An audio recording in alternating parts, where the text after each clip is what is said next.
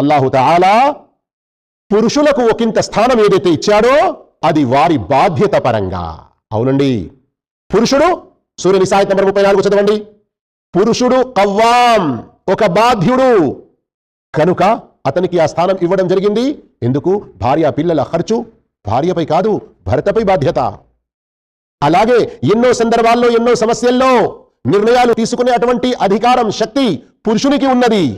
కానీ వేరే రకంగా చూసుకుంటే ఇంట్లో ఉండి పిల్లలను పోషించే అటువంటి శక్తి, సామర్థ్యం, ఓపిక, సహనాలు అల్లా ఎలాగైతే తల్లికి ఇచ్చాడో తండ్రికి ఆ గొప్ప శక్తి అనేది లేదు. కానీ బయట ఎండలో అయినా కష్టమైన పని అయినా చేసేటువంటి శక్తి పురుషునికి ఏదైతే ఇచ్చాడో అది స్త్రీకి లేదు. సర్వసామాన్య విషయం.